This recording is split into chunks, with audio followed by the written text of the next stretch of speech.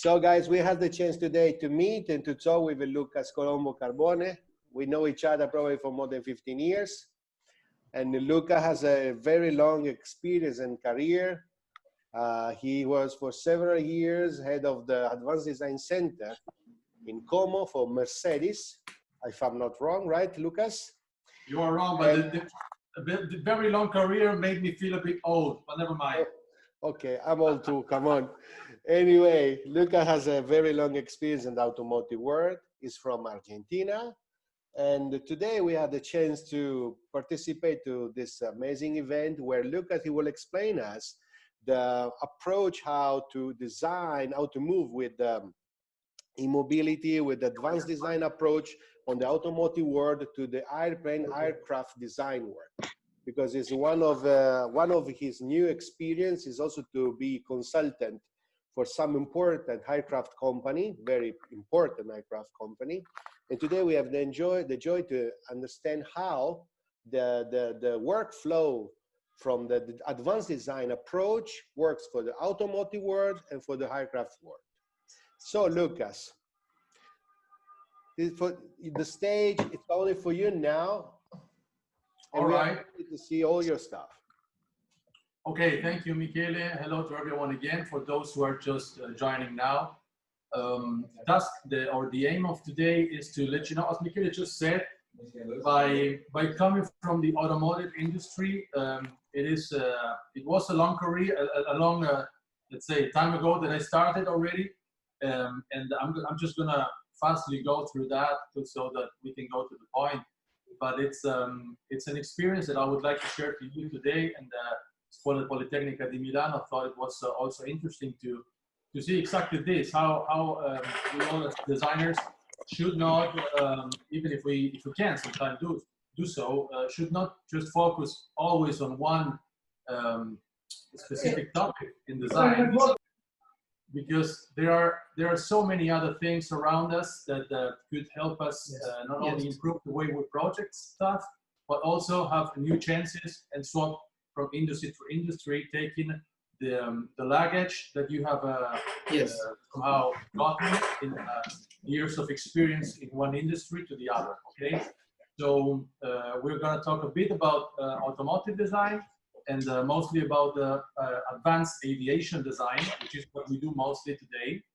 We have automotive design too, but mostly. Lucas, I'm so sorry. Lucas, sorry if I interrupt you. I want to invite I want to say that now online there are more than 82 persons online. And please, one of the rude guys in this moment, if you can, please turn off all the microphones. When you arrive online, please turn off the microphone, because sometimes we can hear strange noises and it's not easy to hear the voice from Lucas. After his presentation, I want to invite all of you, in case you have a question, to write on the chat, or you can ask straight, turn it on your microphone. Thank you.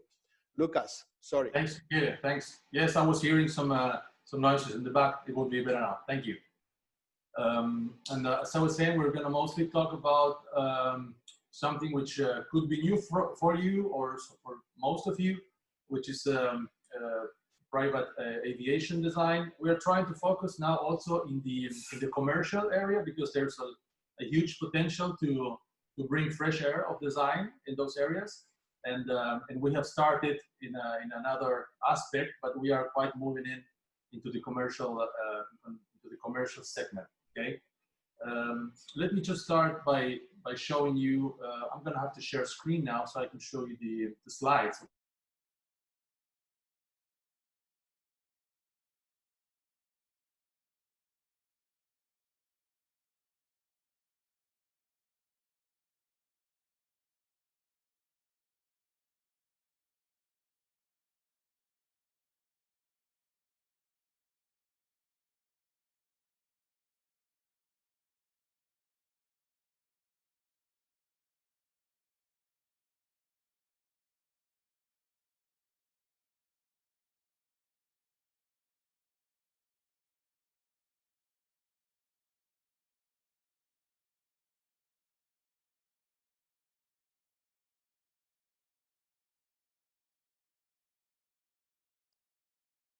Lucas, we can't hear you.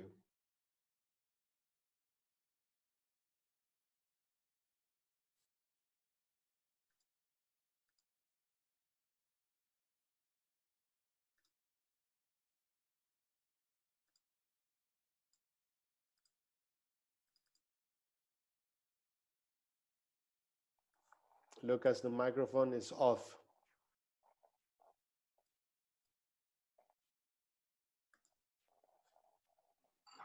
Lucas, I can hear you now. Okay, all what's right. happened? That's what I was checking, because I couldn't get your audio back, but now it should be okay. Let's try again. Please. Okay, finally now works. All right, so you see the screen now, don't you? Yeah, I see it, and I can hear you too. All right, then now we can start. Sorry for that. As I said, we're going to talk about a few stuff, mostly advanced aviation design. What you see here is just the SkyStyle logo. This is the company that me and my partner, Max Pardo, have founded in 2018, when we decided to go in the most effective way possible into the aviation world, trying to propose disruptive solutions for aviation visions, so that major companies could somehow be interested in what we do. And this is the company, as I said, and it's mostly what is somehow defining what we do today, design-wise, in the professional mode. SkyStyle Design, it's the activity in the moment, and I'm just taking the slides forward. Let's see if it moves.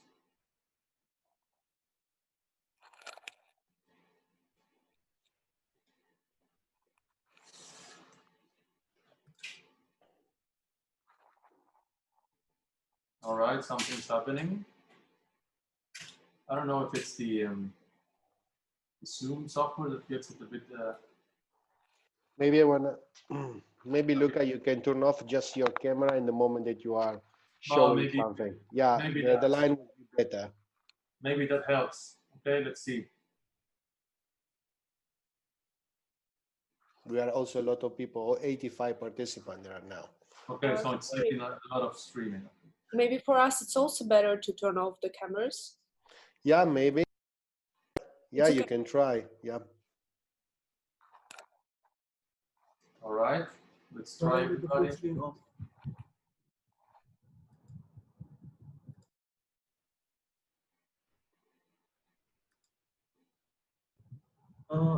Try with the full screen off. So we have some limitations. Yeah. But Lucas, fammi vedere un secondo. Devi disattivare la videocamera che ti riprende sul computer. Potrebbe essere una soluzione. Vedo che l'hai fatto. Io vedo sempre il tuo monitor nero in questo momento. Cioè vedo solamente la copertina col tuo mouse che si muove. Quindi prova ad andare avanti. Aspetta, vediamo se cambio a modo non presentazione. Ora. Adesso vedo, sì, vedo tutto. Prendi la seconda slide. Yeah, it might be the presentation mode that makes it quite heavy. So I'm gonna go slide by slide this way, okay? Lucas, okay. I'm Andrea. I think that when you go on full screen, you have to share the screen again, share the presentation again. That's okay. Why. Let's try. Let's try.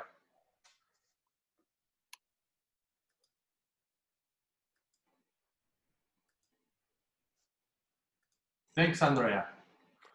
Ok, proviamo. Vediamo se va avanti.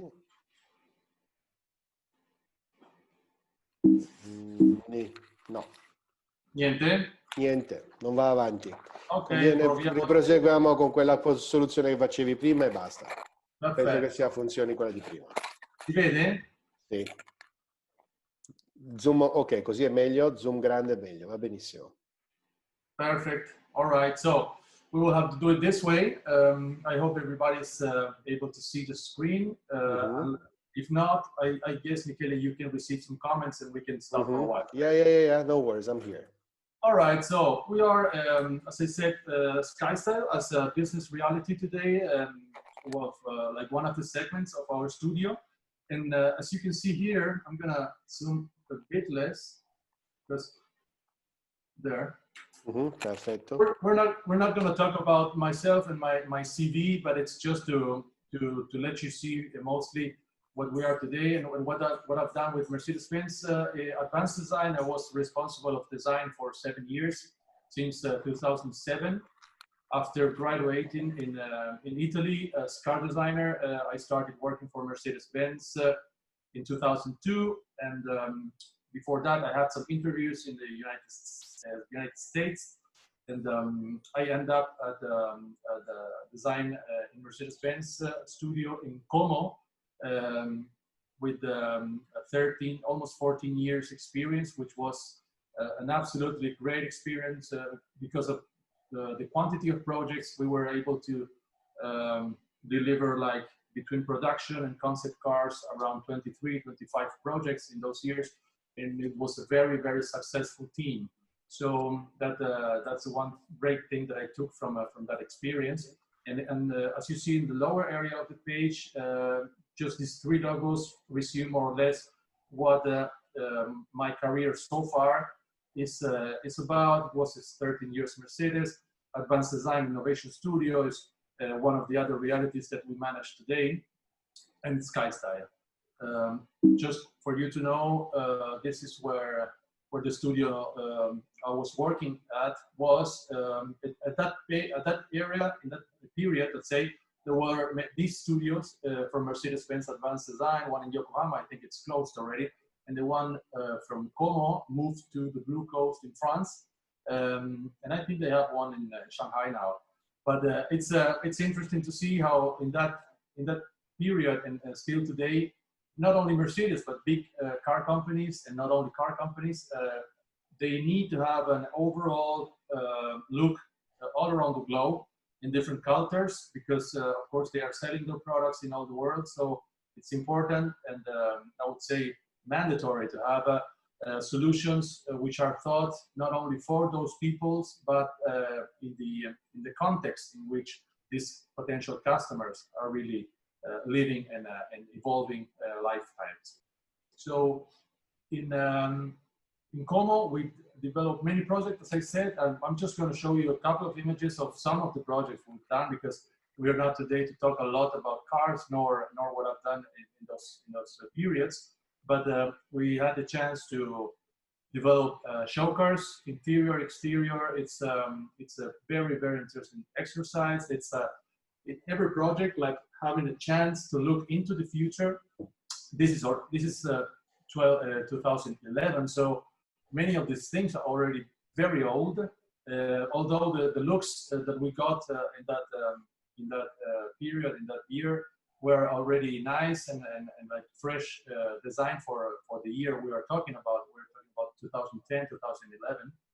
And it was interesting always to see these projects and take part of these projects, because they are projects that are counting on important budgets. And as many of you might know, budgets are, let's say, big or small possibilities for investing into the design future visions. So more budgets intelligently spent mean, of course, better possibilities. So in this company, I had the experience to work with very, very efficient people and effective teams. And we got in the way to manage in an intelligent and smart way to administrate the resources to achieve the best possible results at all costs and at every exercise. We've done production cars. We've done, as we said, concept like before, but mostly also production. This is an interior design that I developed with, of course, the management of the team and a French designer who's still working at Mercedes. And we had the chance to bring some fresh air also into the production C segment or C platform of Mercedes-Benz. Not only in the major sculpture, but also into the details, where if you know this product, you can still perceive that it's something different than what this brand was presenting years before. So many of the show cars we developed in Como have signed the present of what the products are today, and yet some products that will come nextly. Some images just to to show you some aspects which we have been very much taking care of. Normally, when you step into the car, you can enjoy it, but you don't realize how many hours have been spent between the engineers, designers, modelers, and the whole team that has to interact in a very, very close way to get this possible result in a really short time. This is just another perspective for you who don't possibly know the product. And one important issue is that today you can find, for example, in this the interior of the brand, of Mercedes-Benz brand, you will find in every segment this freestanding display, which of course some might like, some might not.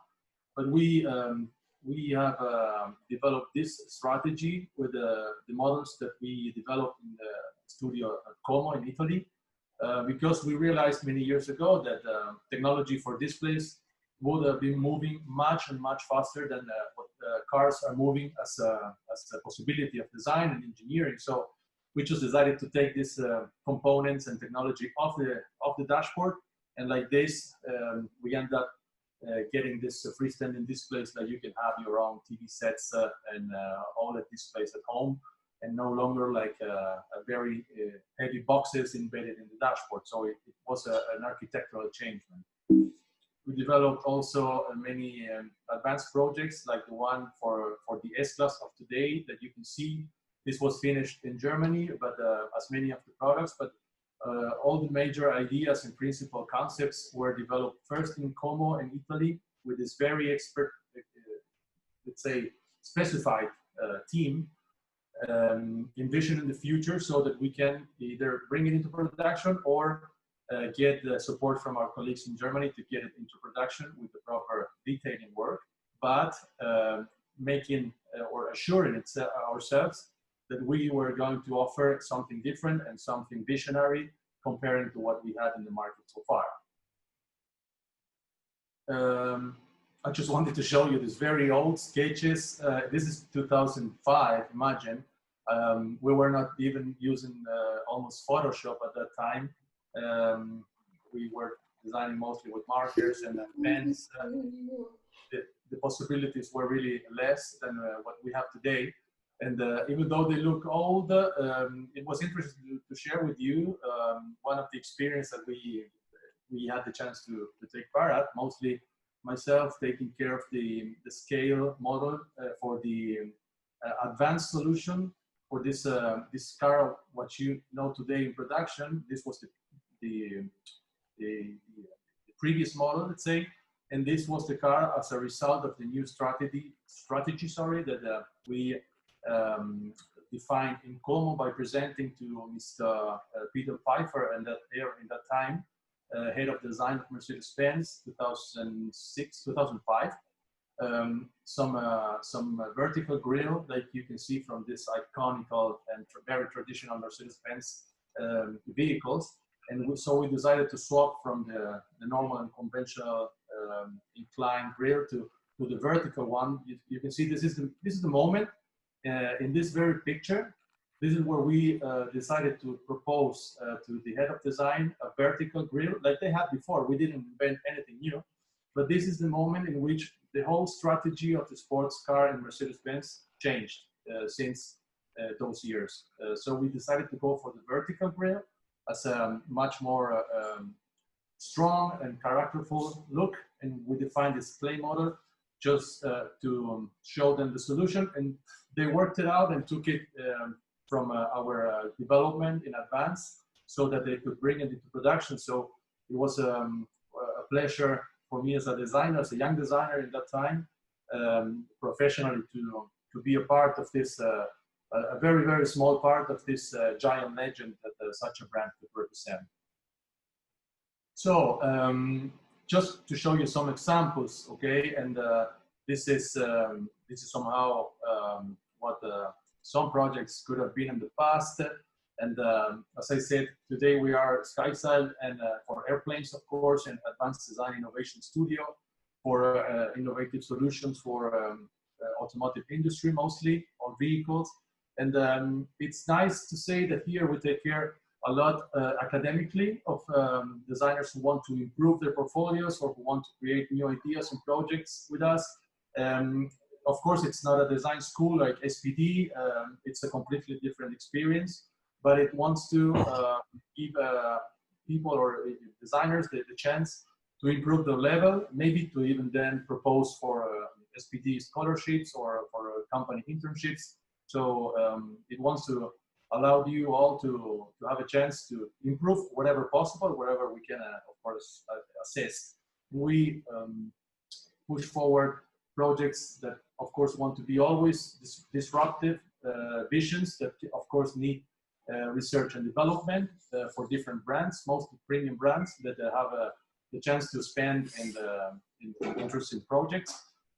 These are projects from some of the participants of the courses, and we take care of interior, exterior, of course, detailing, which is of components, which is always very interesting and important to know that I need to be very precise in not only in the sculpture of an exterior, but also take care about details which are much smaller than a whole car sculpture.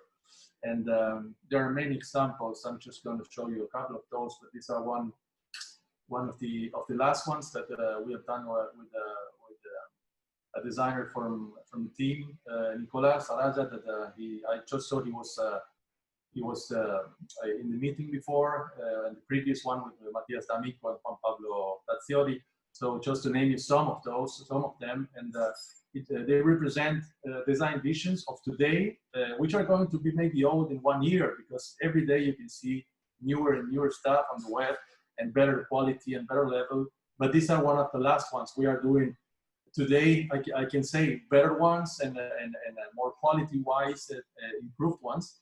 But these are already good enough to illustrate you what we are envisioning that some cars of the future could look like. Not 2050, but maybe 2025, 2030, and that's more or less where we are trying to move ourselves in.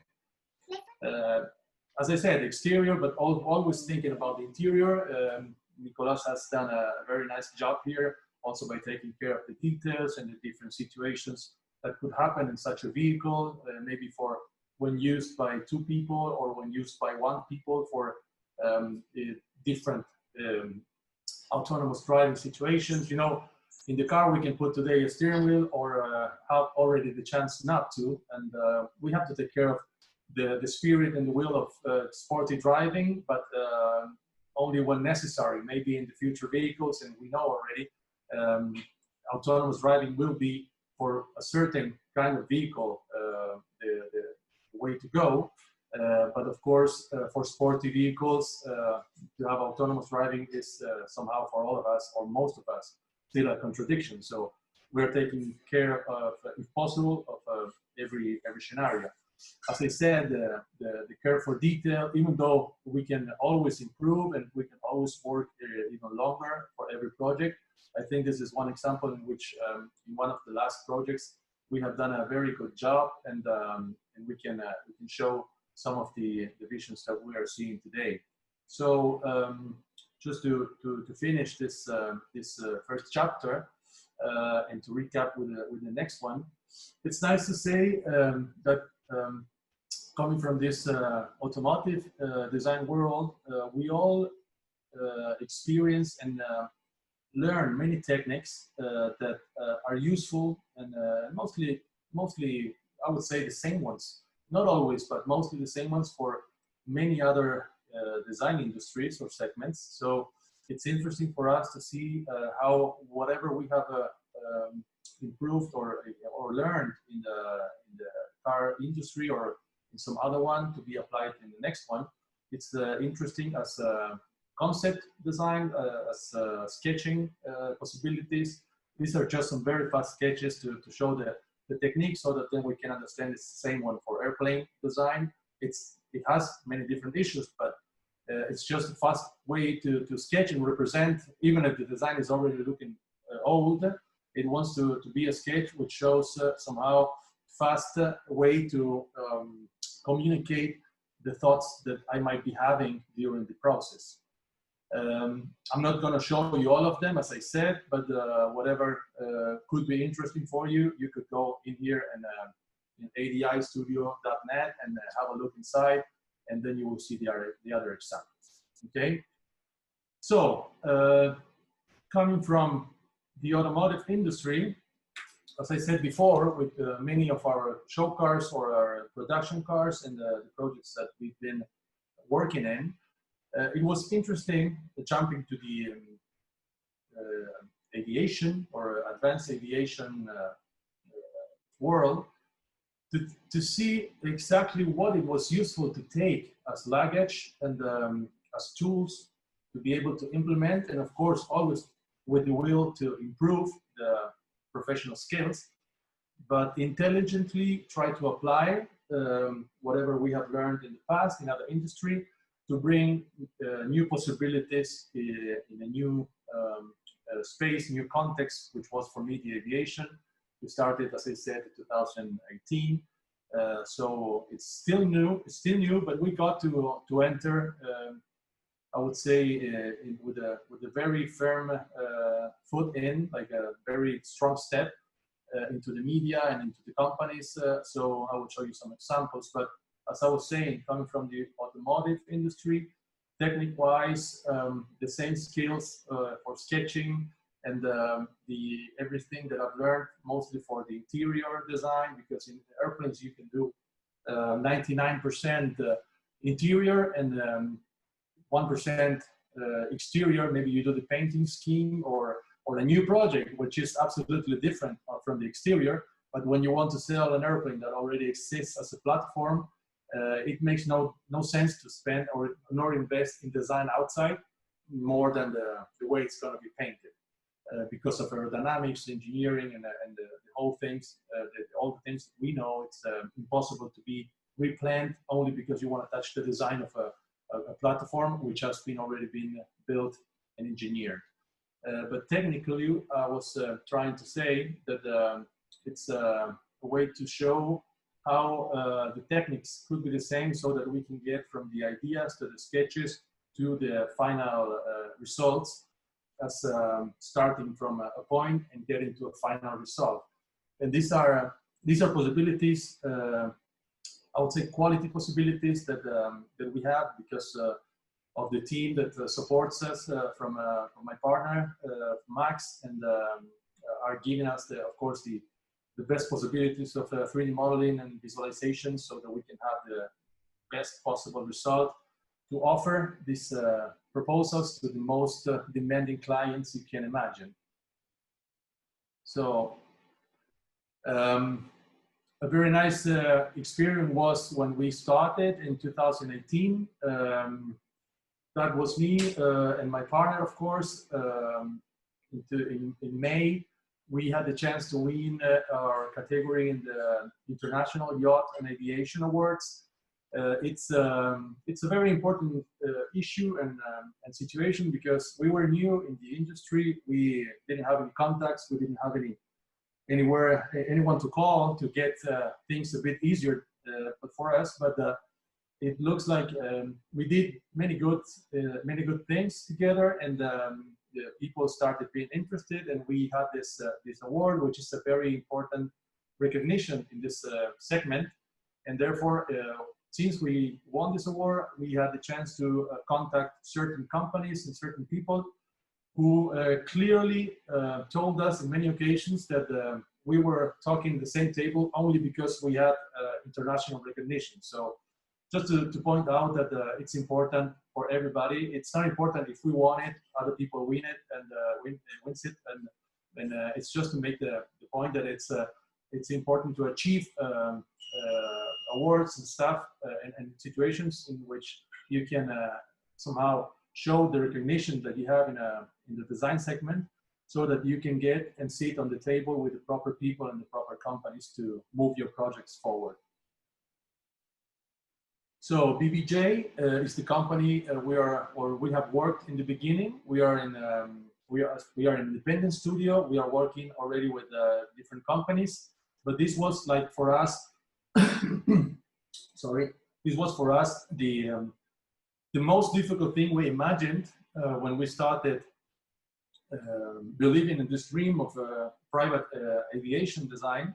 And it looks like, as I said, we don't ever do it in the perfect way nor in the best way, but this time we did it so good that we had the chance to achieve the highest possible target in the fastest possible time, because we thought this is gonna be something. It's gonna be a company we're gonna be working with maybe in 1, 2 years, 3 years after we have developed and shown what we are capable of. And they were suddenly interested in showing our proposal in collaboration. Of course, we had to change many things and replan the whole interior for the 737 platform. But it was, as I said, a very, very high target, almost impossible at the beginning.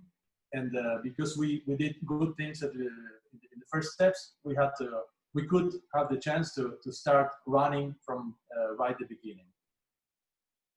In here, we had the chance to win the same contest the year before. So it was twice in a row. It was for us a bit too much. It is yet today a bit too much. It's difficult for us to believe it, because we didn't want to present again. So because we said, okay, we won last year, it's going to be impossible to win this year. So never mind if our project will be the best in the world, to win twice in a row would be impossible. So we got together with BBJ, with Bound Business Jet. You can see us with their marketing manager and his right hand, his assistant.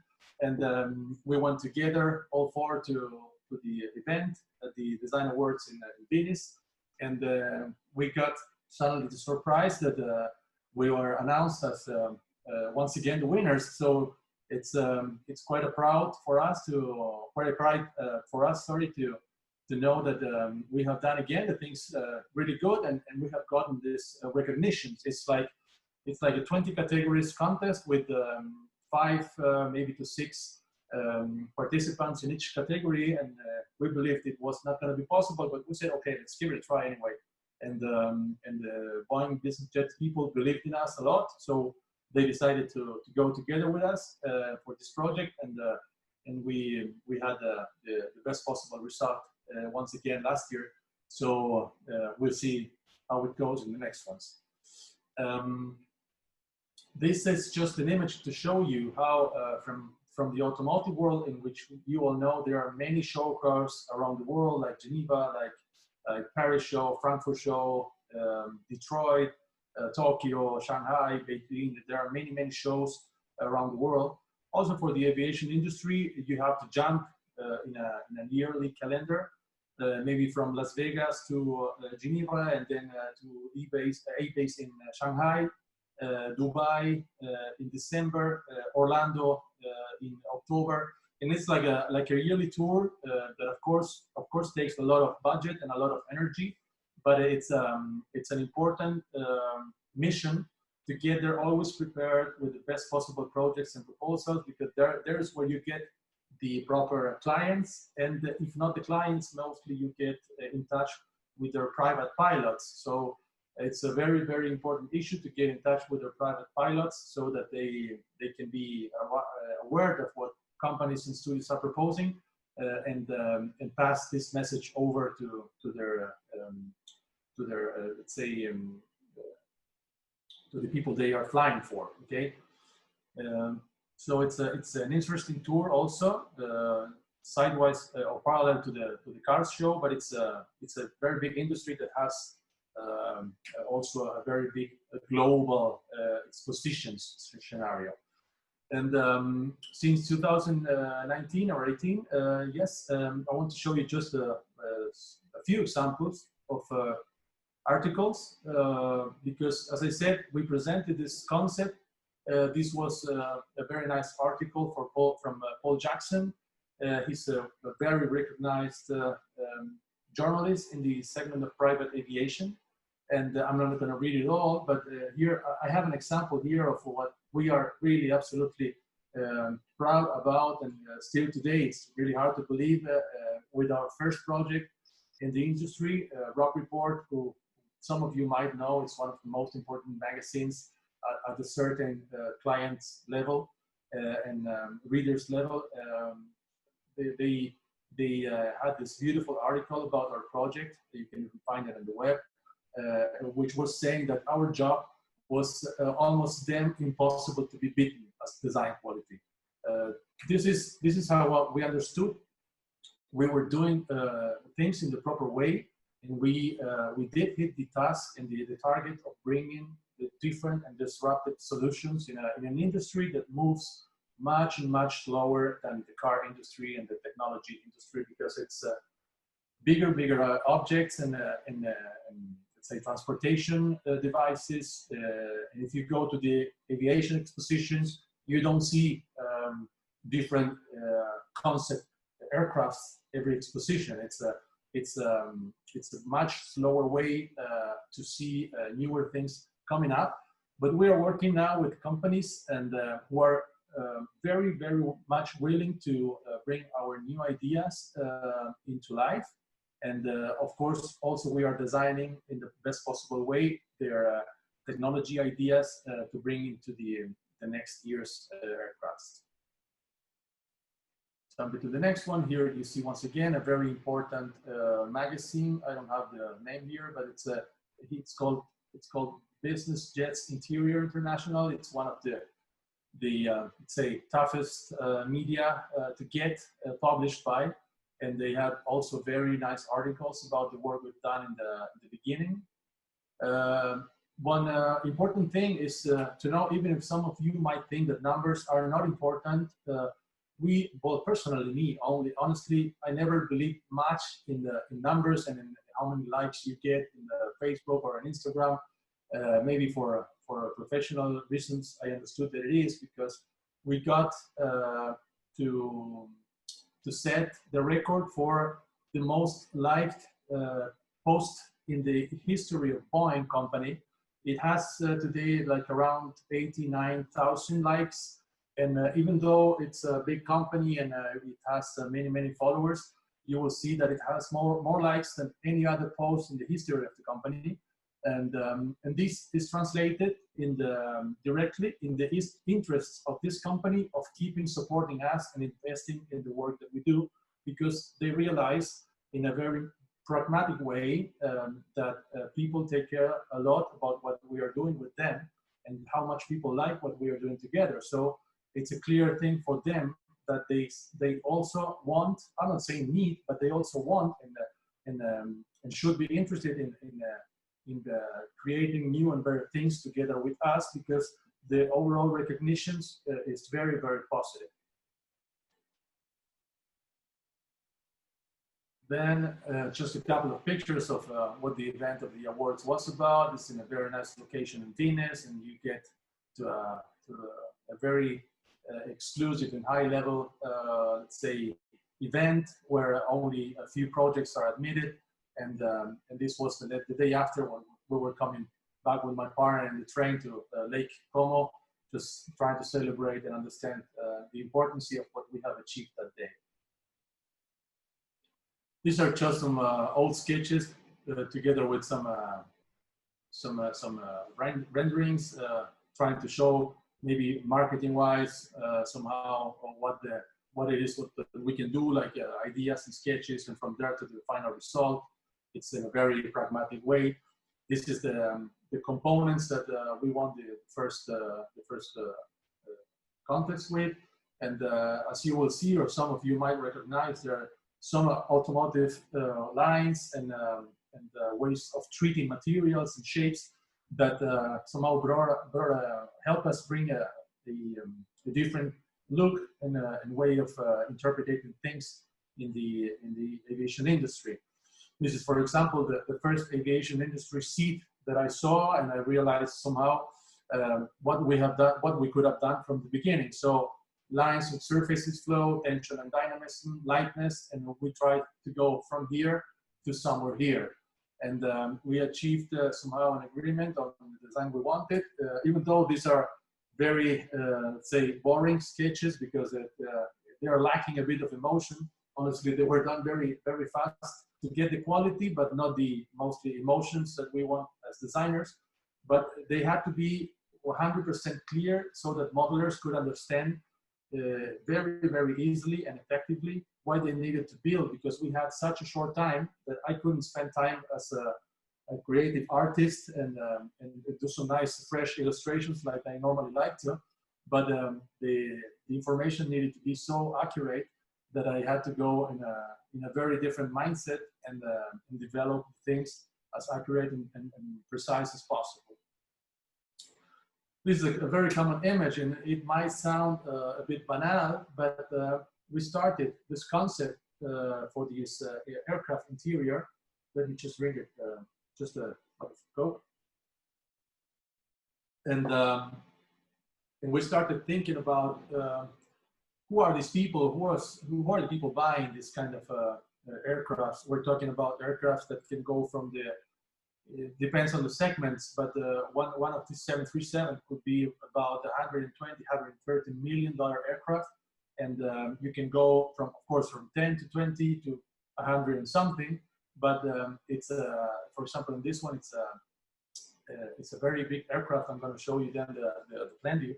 And of course, there are many things to take care of. And we decided that from the beginning, as design vision, we didn't want to get inspired by somehow things that normally we are inspired at the beginning of the process, but we simply wanted to go to the font. And let's say, try to make these people feel like in the best possible places or Earth paradise they like to go to holidays for, and or they are surrounded by these elements of nature, and nothing is bothering you in a relaxing area. So we try to go for the simplest and most minimal way of seeing this philosophy. And then we understood that very easily we wanted these people here inside the tube of the aircraft to perceive somehow the possibilities that nature can give you in the sky, the way the wind can give the sculpture to certain clouds, the way they could look with the light of the sun,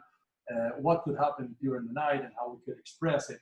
And then what kind of terrenal paradises we normally see as places we love to go to.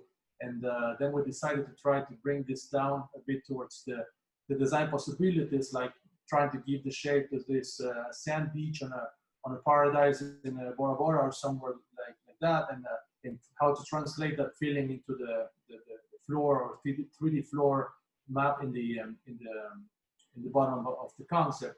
So we went through many ideas, and we end up with something like this, which is the one image that somehow tells the whole message, showing not everything, but most of the design in one of the major areas of the cabin, but letting you see how, at least, I'm not saying we achieved everywhere, but we wanted and we did manage somehow to bring this natural elements and the quietness and the relaxed atmosphere that we would like to have in such places, and found out how to bring it into the aircraft's interior.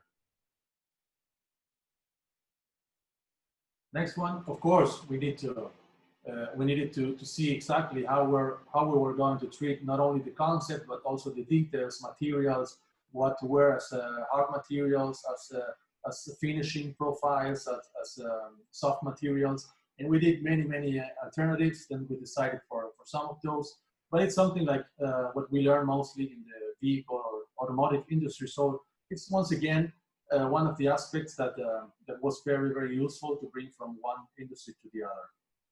Sorry, but you know the presentation mode is off, so I might be clicking wrongly.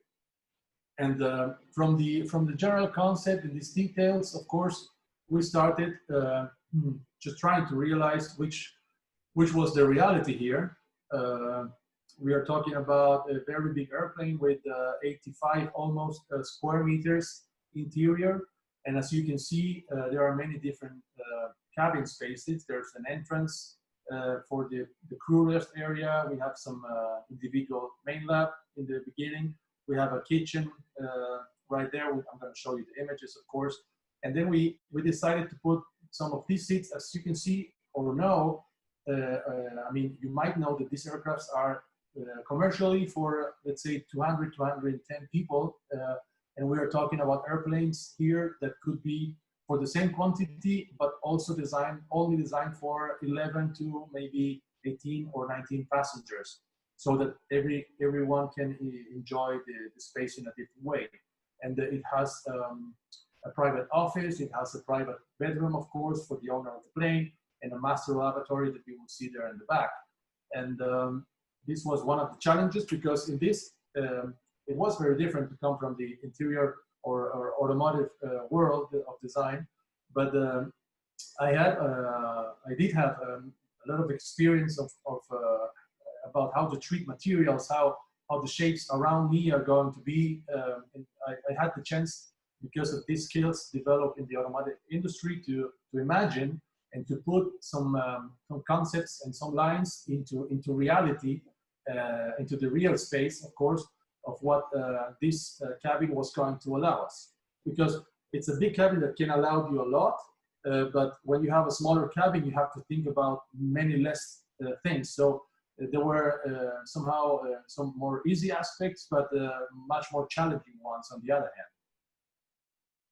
Then we proposed, of course, different color and trim palettes for different cultures. You will see. I'm gonna show you some of the sketches concentrating on this area, which is the main area of the cabin. It's like if we start designing, for example, a car with an exterior, we start from the side view. If we start an interior, we start mostly every time from the dashboard.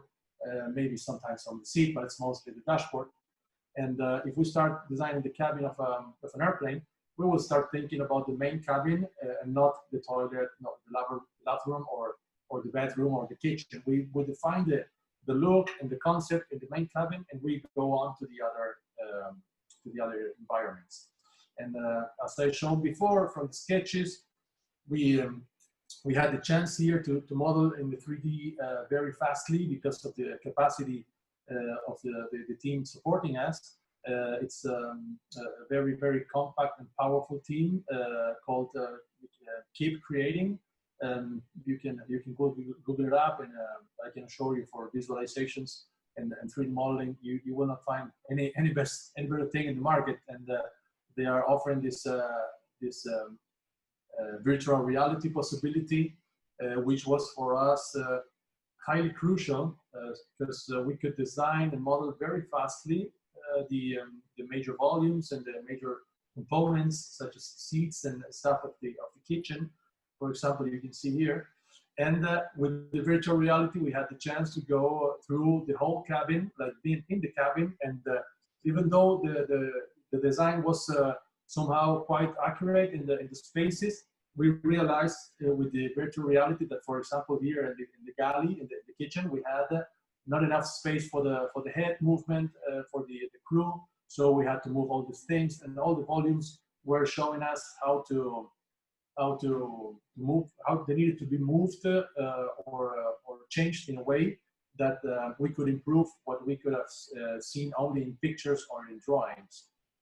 Of course, then we had the need to very fastly define in a professional and very clear way for the visualization team to put the proper material and the proper treatment as you normally professionally do. But maybe some of you are still students and don't see yet the importance of being very, very clear for the teams we work with to get the proper information in the shortest time to develop the project. So once again, from the sketch, we end up in solutions like this. And we presented this these three versions that you're going to see. This is we call it the corporate version, which is a bit more Occidental oriented version, so that we can get interest from many different clients or types of customer. We've shown this very radically different way of interpreting the design, and the idea was to show one design for many different cultures, or at least for 3 different cultures so far, because of course people can spend a lot of money in these airplanes, but you cannot do 3 different projects for different clients in 1 year or in 6 months, because that takes a lot of money and a lot of time. And well, we are not a huge company nor a huge design studio. We are powerful but compact, so we need to take care about our resources and use them as intelligently as possible. So we decided to go for this one design, which wants to be very versatile, applying different color schemes or accessories or ways of using materials, of course, and textures to different cultures. And this is the one that we won last year the award with, and one of the ones that we are most proud of. And I'm going to show you a couple of pictures. This is the one that shows the other side of the cabin, and you will see that that's the main entrance where you enter the cabin from. And this was the Asian-oriented version with many different materials and textures. We put some very soft silk here in these panels, which are called balances in the upper area of the roof. So we get, as you see, with one design, the chance to offer very, very different aspects, so that we achieved as many clients' interest as possible. This is the galley, which is called the kitchen. When you enter the aircraft, you have this small table with these comfortable seats, and the crew can go into the galley here to prepare the whole table, which then it's going to be sliding towards the dining room. We can show you afterwards with a video, or you can Google it up. I will tell you how, and you will see the video so that we don't take a lot of time. But it's a way to show you how this color and trim palette could look from this angle, which is completely different to what we could get in the same picture with a most, let's say, mostly Occidental-oriented color and scheme palette. These images want to show you the different environments. This is from the office.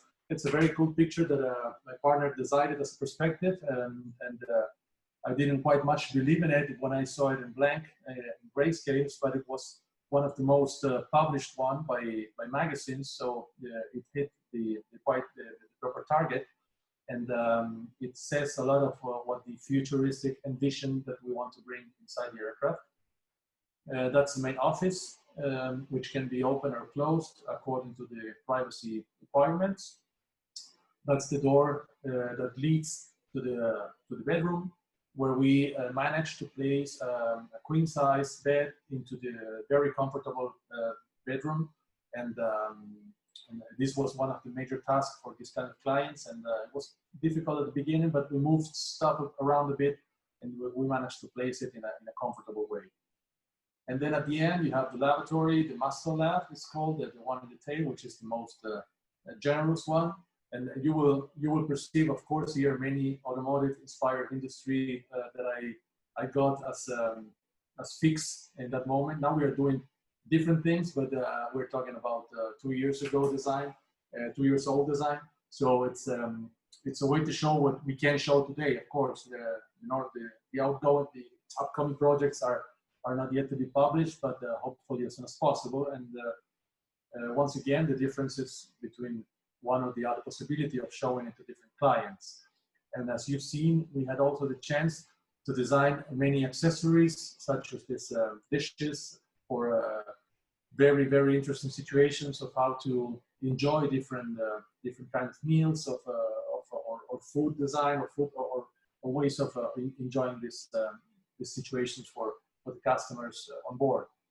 And here you can see from a cutaway vision how the interior could look like in a different way than in the plan view. And this is a tool which is also interesting to use as designers to define the architecture of the whole tube of the cabin. And these are the so-called LOPAs, which LOPA means level of passengers accommodation. And you will find this term mostly in the industry, because this is the one element you need to deliver so that clients and the aircraft manufacturers need to know exactly what you are willing to do and to design so that they can either validate and then possibly construct. So of course we studied many different options with more seat, with less seats that you can see. We had like 8 or 9 different. I'm just going to show you a couple ones, but it's just to show you how the automotive helped me to bring this these different aspects to the aircraft interior, and also how you need some architecture knowledge. I'm not an architect, but I had 1 year architecture university before industrial design. I was very much into architecture, and then I changed many years ago in 1996, and I had the chance to find out what exactly, or what more or less, the industrial design was. And then I finished my specialization in automotive, or let's say vehicle or transportation design in Italy. And this is how I would resume somehow the chance to understand that design is it's not a straight line. It's not something which is quite definable in a few things. The design is many things, and in many different industries. As I started professionally in automotive, it's easy to see that very fastly you need to interact with many other kind of industries in design. We talk about product design, furniture, naval design. We are doing now naval design to enter the segment, and I hope that soon we will be able to show some new stuff. Aviation design, but of course my more architecture, of course, but there are many other ones. I cannot name them all. Sorry, but automotive was my core activity in the past. Even though we still do it today a lot with different brands, mostly in Italy. We have currently presentations with very exclusive car builders in the area of Modena, and we had some in the past.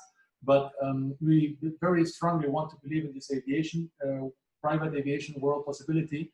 And today, let's say, my core or the activity of the professional ongoing projects of the team have changed to aviation. But still, we know that this might change. It was looking a bit better with the slight transition, but this wants to show you somehow graphically how important it is to, even though you're focusing on one, never stopping taking care of the other design disciplines, which are always bringing new ideas, new materials, new concepts.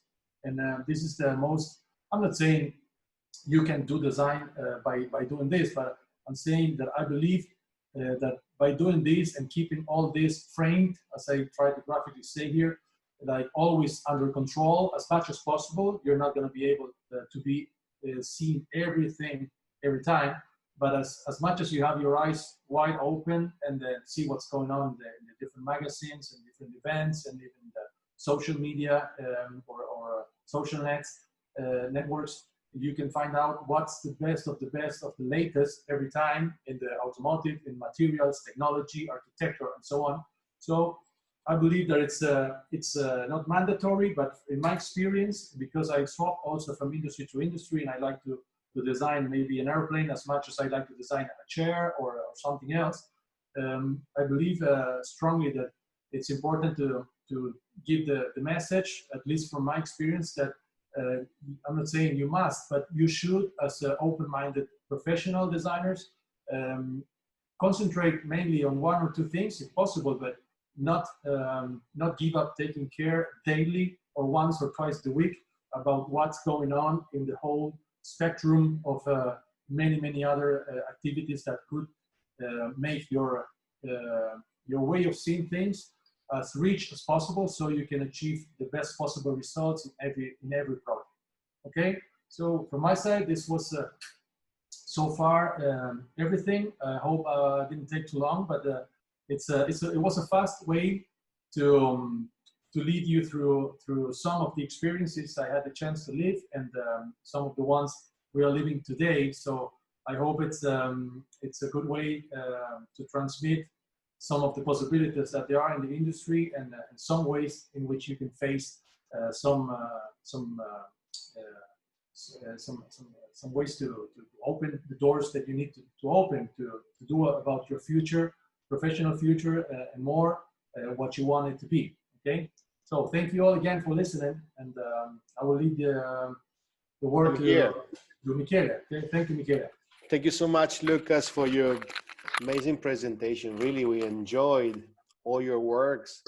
Agarraríamos parte de estar haciéndolo tan particular, ¿entendés? Como que yo agarraría y diría... Sorry, there is someone speaking in Spanish. I don't know whom. So, I want to invite... No, sí, pero digo...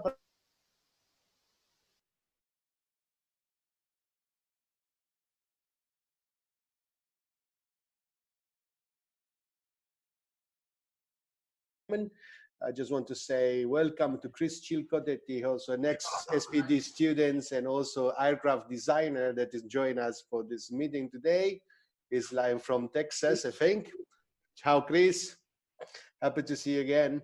So, in case you have any question, you can write me privately on the chat and I will ask to Lucas. But Lucas, I have a first question for you.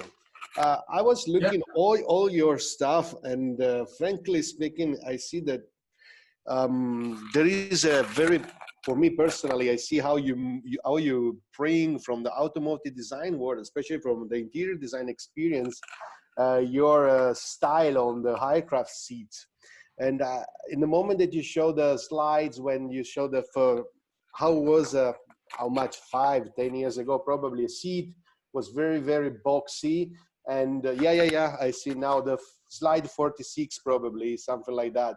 Yeah, this one, yeah. And exactly in that moment, I understood how the automotive world brought on the aircraft design world, our experience, our approach, our styling. And I just want to ask to you, which are your main source of inspiration for you and for your team when you start to design something new for the aircraft interior? Mm-hmm. So it might change project from the project, you know, it's up to the kind of client, the kind of platform of aircraft you're going to be working for, because of course in smaller tubes, you cannot do so many general shapes because of the ASL need in the middle. But we started as a task here, it was to make it look as complete, as different as possible, no? As you can realize from the image. And we concentrated on a real seat structure, of course. This is no science fiction, although it needs some adjustments here, because we found out some engineering solutions to do such a thing. But for example, this line here needs to be changed for the seat to rotate in the proper angle with the structures that we want to use. Because, for example, if we want to create a completely different seat, we need to make a new structure. And this, unlike the car world, means certification every time. And that takes many years or many months for projects, and a lot of money just for changing the shape of a seat. You cannot justify spending that much money and investing so much time. So you have somehow to adapt. Of course, we're working now from the very early stages with companies to develop new structures for the future. But so far, if we want to do something today, our clients, even though they can spend 100 millions in aircrafts, they know that they have to stick to the seats which are existing. So we can get as much inspiration as we want, but we need to stick to the fixed points, okay? And in this case, as I mentioned, we were inspired by somehow the most beautiful possible things. I mean, who can discuss if in this picture that I've shown you, which was the one it doesn't show now. Let's see if I get it. I don't know why it doesn't show, but it just takes a second, hopefully. You have a lot. You have too many slides. There are many, I know, sorry. My bad. Okay, this one. This, as I said, what was the thought behind that? We said, let's get inspired by the beauty of things that nobody will ever be able to deny. You know, who can deny the poetry and the beauty of the clouds, the star sightseeing, the beauty of a white sand beach, and there we knew we had a strong point, even though it might look a bit banal from the beginning, but it was not easy to be able to bring it in such a picture where you can not only tell the story, but this is a picture that justifies and really proves that what you have been telling before is not only smoke, you know, like we normally say, you're selling smoke, and there's something there, but there's nothing behind. So in this way, we managed to show the companies and clients that whenever we are willing to be inspired by things, of course, we are defending the reasons behind that inspiration, and we are proving that the inspirations are just the way we want it to be, and not just like casually maybe interpreted in the interior of the cabins. We have a question here now. Please, can you ask what difficulties did you have when designing the aircraft interior? So they want to know what are the main difficulties that you have when you are designing interior stuff. Okay, mainly, as I said, I don't have a lot of background, more than 1 year university, which is nothing in the architecture world. The automotive interior design was helping me a lot because I know the sitting position, I know the spaces. If I'm sitting somewhere, I know how far and how close most of the things should be around me, and how to treat the materials around me. So this is one of the very, very big plus points from my Mercedes-Benz experience. And therefore I had the big chance to have this experience helping me. But as I said, I was never taking care a lot about big architectural spaces. So this was something new to understand, and to make those many things happening inside this big aircraft, but not too big to make all this happen.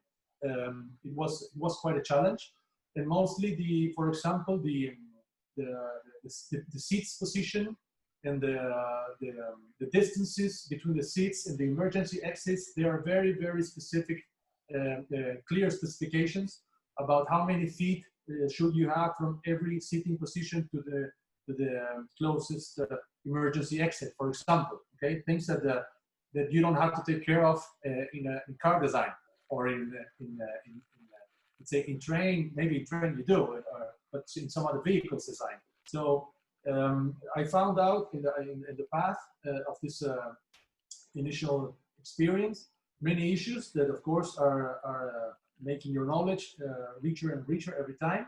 And even though there are difficulties, there are things that you're going to be able to change and to improve in one way or the other. There are just little stones in the way.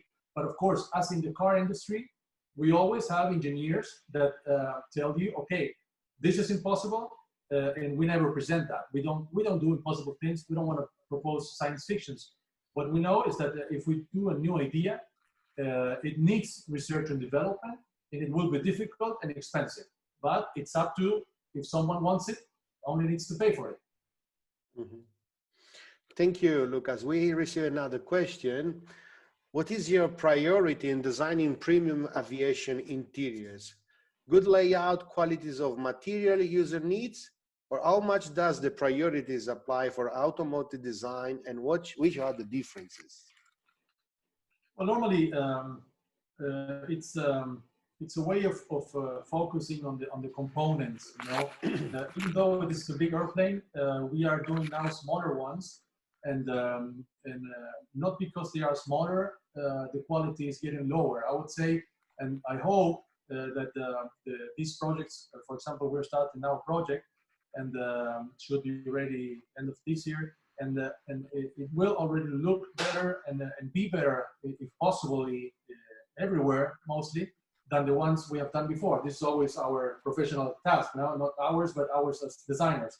So I believe that because I've seen this difference in the platforms, but not the lower leveling of the quality, you need to concentrate very much into the components, of course the materials, but mostly the components like the seats, the little tables, the components which are going to make the difference in a smaller aircraft, where you are not going to be able to, let's say, profit a huge space like in this one, but normally the tubes are much smaller than in a 737, and therefore you need to concentrate in those cases mostly in the quality that you will concentrate in the or focus on the smaller components, so that the quality perception is as high as possible, so that the space perception is not a big issue for those kind of customers. Lucas, we received another question, but before I want to invite you, in case you can turn off the press, and we want to see you, but to spend this last 15 minutes for this Q&A moment, if you can. I think that the guy, they saw all the photos. And the next question is, it's for Lucas. You said like naval design. I think that he's thinking about yacht design. Would you like to design yacht? Where can we read about it? Thanks a lot. Cheers from Cordoba. I think that Cordoba is in Argentina, right? It's exactly my city, so it must be somewhere around my area now. Okay. All right. So you would like to design yacht in the future? Yeah, of course. We are doing some nice startups now for projects. We kicked off recently, and we have already some ideas which might be very interesting. Of course, we are always linked to be very very sure that we are going to propose to the industry ideas that need to be developed, because we want them to look or to look very different of what you can see in the industries today, but also we want them to work. So we are preparing the presentations to talk to the proper people and companies. You know, in this aircraft industry, we have known many media, let's say, journalists or magazines directors who are publishing this kind of toys for this kind of customers who own, of course, private jets and private yachts. So you're mostly circling around the same people in some occasions. So it's a very nice point to have the chance and the links and the contacts from this industry to be able to propose some very nice projects in the boat industry and know exactly who to call to show the projects to, you know, to the ideas. And then, of course, it's a long project. It has many comes and goes, but we are in the naval industry, which is, yes, mostly yacht design, trying to understand how to achieve what we have achieved in aviation. We know it's not going to be easy, but it's not like we know we can do anything, okay? But we know that we can manage some very nice boat ideas. We have seen many yachts and boats ideas lately in the web, really amazing pieces of work. So that's even more encouraging to even improve and every time better and better stuff. So it's like a projection of desire that we want to go every time further and every time better. And since we managed to get this this experience in the aviation, which is every day growing up, thanks to the work we have done together with the team, it's easy to us to get the courage to give it a try, to give it a good shot. We are not sure we're gonna achieve it in the short time as we did with this one, but we know we have the team and the quality that is necessary to then have on the table the project with the requirements to contact the possible companies that construct the boats or the clients who might want to know something about them, and then check out which company could build it for them. We have another question. What was your most exciting and most difficult moment along your design career life? I can tell you it was well, exciting. I could say both.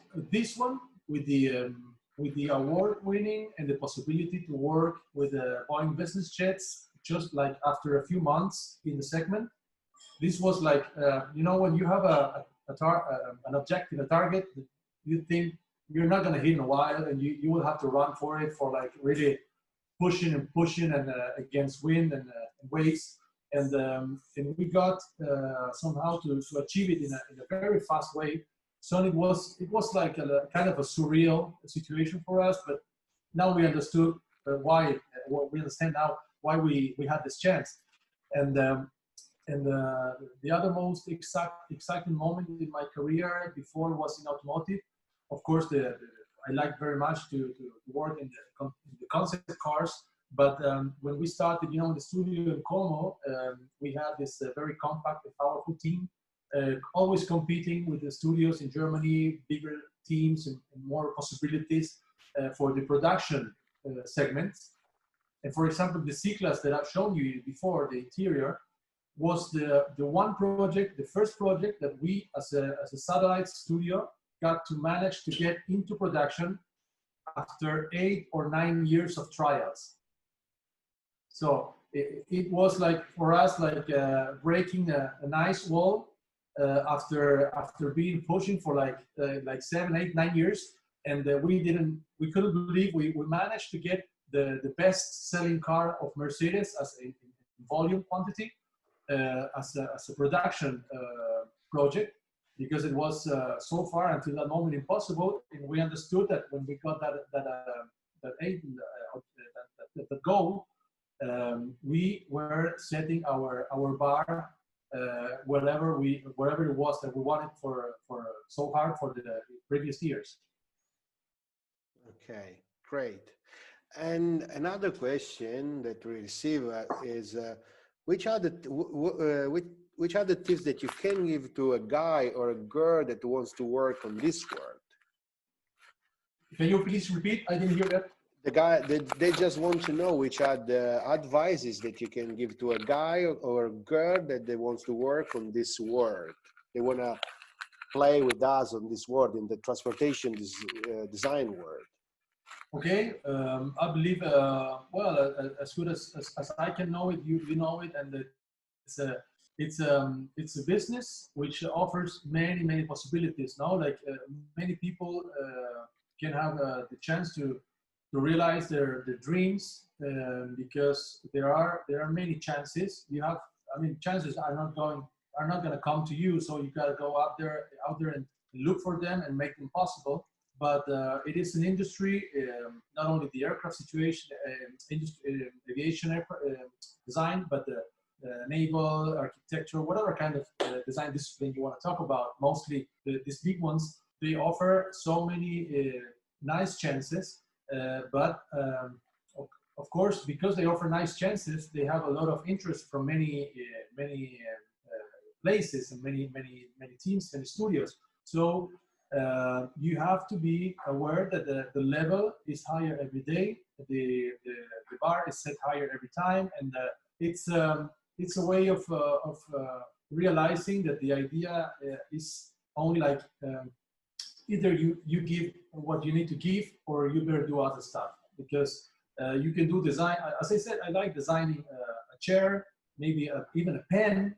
I have projects and ideas with the team, but we talked about pens and things which are 1 millionth part of what an airplane could be.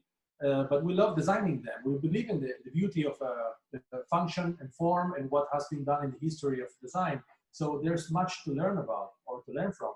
And I believe people who are willing to face this kind of industries should know that they will have to give it a really hard try. And only in that way should they achieve, or shall they achieve a good opportunity, or the opportunity they are looking for. It's mostly like everything in life, but we see very much daily how higher and higher the level gets every day. How students I've seen in yours in SPD, how the level is higher and higher every year, and of course more portfolios are getting to the manager's desk every day. And even though you are really excellent designer or excellent young designer promise, you have to know that on that desk there will be 3, 4, 5 more or less at your level. So I believe there are better designers. There are not the best designers ever, but I've seen with the people I work with that even the ones who are somehow maybe diving in many difficulties, by taking a bit more of time and effort, they always achieve more or less the same level. So I'm convinced that it's just a way of believing it, but making it happen through effort. Lucas, now I also share with you on the chat, this question is very particular because the question says, we all knew that the interior of Mercedes is very good and a lot of girls love this more than other cars. Mm-hmm. How to balance men and women advice? There are also lots of Asian people love this design. So at the final, how many % like you use style of Asian to make all world like it? How to balance this? Mm-hmm. Bella domanda questa. Yeah. No, as I said, it's a good question. Yeah, it's a good question. Yeah, it's an important issue. You know, in one of the first slides, I've shown how many studios Mercedes-Benz had or has today in the world. And this is just an example. You have many companies that, of course, because they want to sell their products everywhere, they need to invest in sightseeing every possible culture. All right, and that's also why car industry or automotive industry takes that much from the first thoughts to the final product. You know, because you need to talk to many different cultures and teams, and from marketing to commercial to communication to design to engineering, research and development. It takes so much because that takes a lot of effort to understand how to achieve everyone happy. Okay, and for example, when we designed the S-Class interior advanced model in 2008, which then is the one evolved and put into production of what you see today, the simple thought that we somehow we have to be very pragmatic from time to time. You know, in that 2007, 2008, the iPhone was the latest you could have in the hand. Okay, and this 9/16 or 69th screens, you could start having them at home. In your living room. Not everybody had them, maybe in years before, and therefore the technology started changing the way we were able to get stuff as consumers. And so we said, beyond the idea of this heavy-looking monitors inside the dashboard, we said, okay, let's take them out because this technology is going to evolve much faster than the design of the overall sculpture. So let's take them out so we can keep the same design, and in 2-3 years the displays can be changed without touching anything else. All right, so it was kind of pragmatical but intelligent solution. And we understood as soon as we took them out, everybody saw of the team, everybody saw a big iPhone put on the dashboard. Mm-hmm. All right, yeah, you're right. And everybody understood that the whole world was in love with this object. And this is why you see every single Mercedes-Benz interior today with a freestanding display. Even the A-Class today, we even managed to take off the hood. It's like a freestanding display, which was impossible before because of the reflection issues. But today, everyone loves that, or mostly everyone, I'm not saying everybody, but mostly everyone loves this freestanding display without a hood, which changes completely the architecture of the car. So we take some examples, which we know everybody loves, and then you have to make it as beautiful as possible. But then, for example, we don't present the same show car in Tokyo that we present in Frankfurt, okay? You have to be somehow intelligent also in that way. But it's a way to make everyone happy, and it's not easy. The question is fine. It could have many different answers.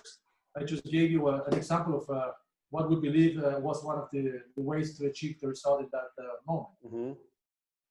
Lucas, just to enjoy the last minute, I have another question, but I want to invite you in this case, if you can now to off the PowerPoint and turn on your camera just to see each other face to face. Okay. Perfetto.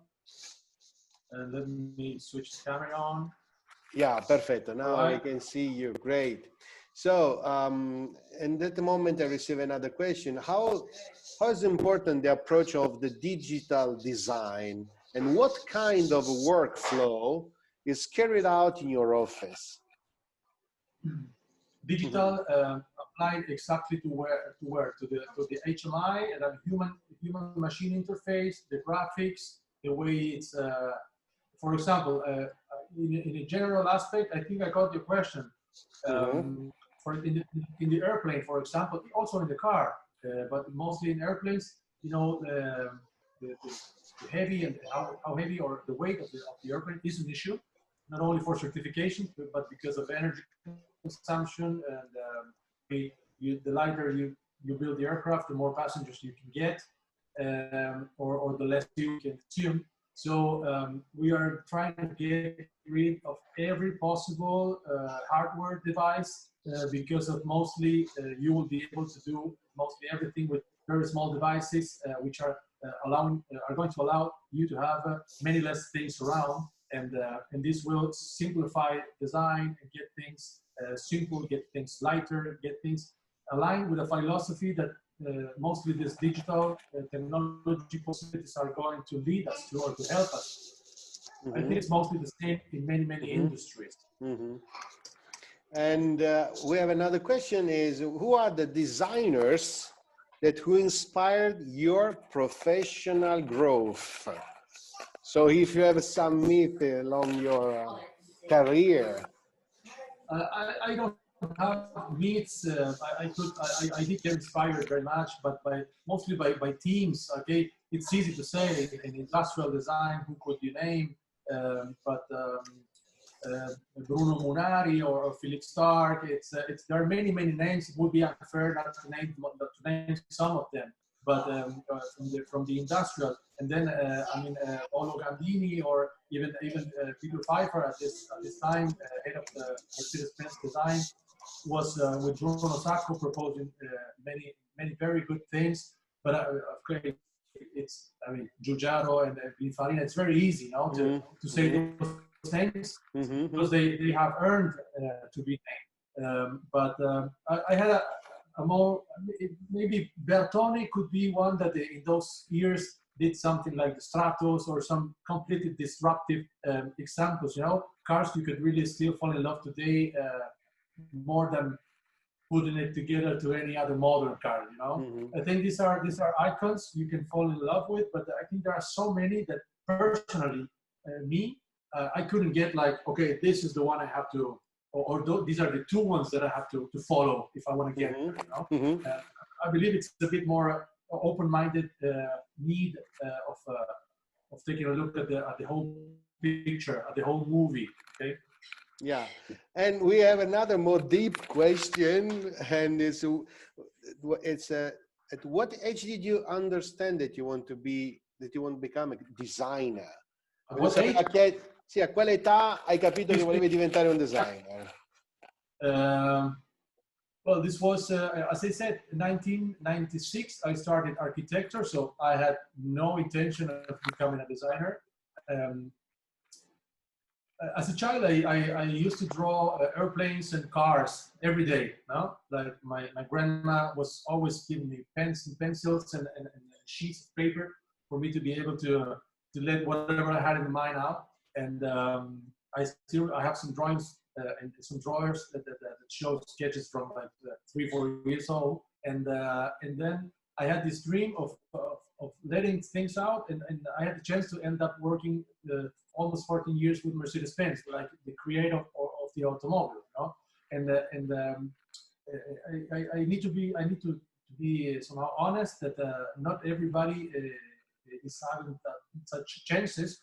There are many good designers, and maybe a lot of people can give the same effort for something, but also the situations, life, and luck put you in the same moment, the right place. I got the opportunity because I did a series of good things, and I prepared a nice portfolio. I sent it, and I was called to Paris from Renault, which in that period was one of the highest recognized design studios, Audi and in Simi Valley in California, then Mercedes, and I had also an internship in Honda. But I had these 4 interviews, and then I started at Mercedes in 2002. So I knew about the wheeling of designing from very young, and then even I tried with architecture, as mentioned. And once I was in the university here in Argentina, and I said, what I want to do is car design. Just like maybe watching magazines and stuff, and I maybe I must have seen some of these Bertone prototypes or such projects, and I could be quite sure that something started, let's say, being born in there, you know. And then I just realized that was one way to go. I came to Italy. I went to Italy and also to Germany to see some schools, and I just gave it a shot. So you visit a lot of countries along your life, right? Yeah, well, that's one of the most beautiful things of this kind of job. You know, it's like you travel for working reasons, and if there is one thing I like more than design, is traveling. So it's a very nice positive side aspect. We receive another question, very interesting. How do you see the post-screen area? What technologies do you think will replace the screens? We are talking exactly about this point with the companies we want to bring new things in aviation, and we of course are talking about holograms and transparent displays. There are some options, but I believe it will take still a bit until we can make it working as good as the clients who are paying that much money deserve. You know, you have to be pretty sure you're going to be able to deliver the quality and to be constant in that delivery by not offering a technology which is still under testing. Yeah. Another question is, have you noticed any differences in designing a product for the South American market compared to the European one? Excuse me, could you please repeat the question? Have you noticed any differences in designing a product for the South American market compared to the European one? No, I mean, of course, there are differences. Even in the car industry, people have many different requirements that you can find in Europe, Asia, or even in America, in the States. But so far, we had the chance once to think about a project for Latin America, and it's still somehow there on the table, but it didn't move as much as we wanted. And I can all tell you that I see many differences in the products that we receive in this zones in the world. Of course, I'm not talking about computers. I'm not talking about TV or many other objects, nor furniture, of course. But in cars, for example, of course, car is one of the most important goods that you can own in your universe of consumerism. So it's your house, your car, and then other less important maybe issues. But in cars, there are differences, like in the B or C segments, for example. I can assure you that in Europe, for example, if you get a Mercedes-Benz C-Class, you get the Berliner version, and you look like a much older guy. And you get the station, like the touring version, like the shooting brake one, and you look like, or you're perceived somehow like the sporty daddy. Okay, and in here it's mostly the opposite. When you get the Berliner, people perceive it like sporty. When you get the station, you're perceived like you're driving a funeral car.